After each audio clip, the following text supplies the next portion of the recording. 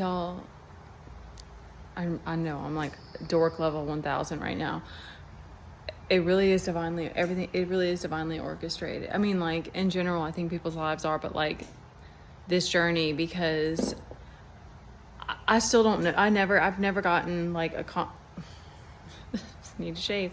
I've never gotten a not confirmation, but I, it's never been told to me why I went to spend time with my grandmother when I was younger. Because there were times that we would go and stay at her place, but there were times that my mom sent me there. Like I spent periods of time with, because I always talk about her because I think that she walks with me, and I feel I was I was close to her because of this.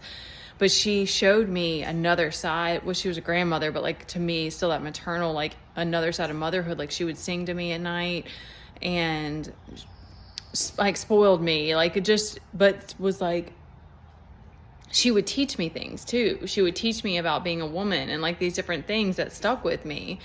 And I don't know why I don't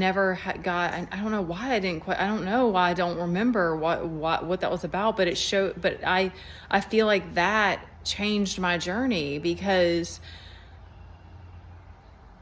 I believed the lies for like years and years and years that like my mom really cared, and that like, there were a lot of the manipulation I didn't see, or the fact that it was like certain things were just like said to me, but it was just like a game to them and stuff like that, that it was like, I'm sure I didn't want to, like, I didn't want to see the truth.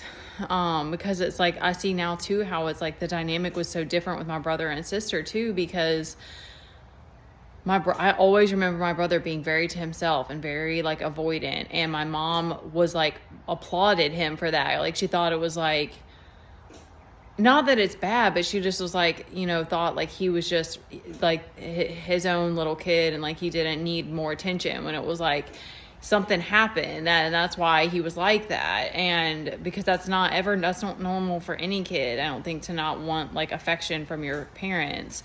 And then my sister was like the needy, the clingy one, and she would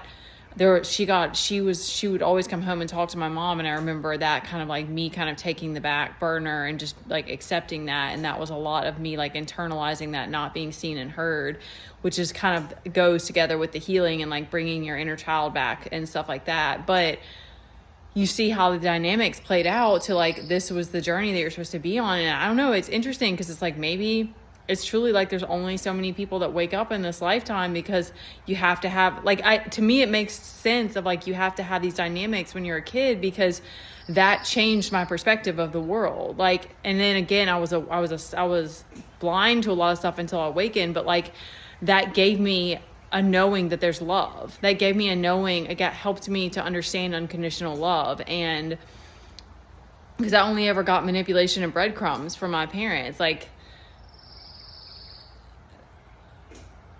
I don't remember there ever being the same kind of connection that I had like with my grandmother. So, and I went through a lot of difficult like romantic relationships. So, but it gave me that sense of like, love does exist. So without that seed being planted, I wouldn't have believed in it.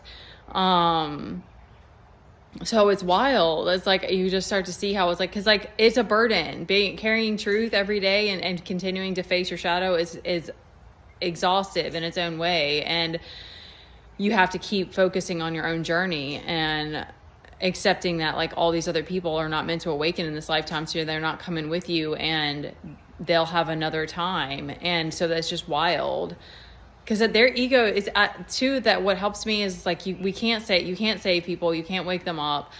All we can do is try to pour love, like pour from a full cup when I can, and continue to hold boundaries, because if they're avoiding their inner child, they're avoiding all this, that dynamic is never going to change, that they're just going to try to take from you. And their ego is protecting them in whatever ways, because we're wired like you have to, the self-preservation is like the first thing above like being able to open our hearts. I feel like we're built for survival before we're built for love. I don't know if that's true, but I know we're built for survival, because we wouldn't be able to be here if we weren't. So I think it helps you to detach and still send people love. And like, because I think about even with my siblings, it's like they still have had beautiful things in this life and stuff like that, but I can't carry that burden. I can't carry the burden of sorry, every time I do this, my shoulder like gets worn out. Because it still is the same. It still is like we all have our own burdens. It's just,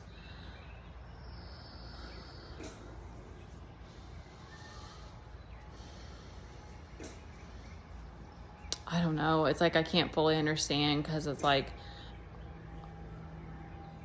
I want to continue awakening to truth and following what my soul wants, but there's also this acceptance that it's lonely. You don't have a lot of people around you, so it takes a lot of courage and persistence and focus, the focus is still the hardest part. I feel like that's like because a lot of us are neurodivergent too, so it's like, it's just, yeah, I think probably needing to meditate more is probably what it is. That I need to be doing more of that. All right. Yeah, I'm just sharing that, like, I don't know why these revelations are coming. So yeah, anyway.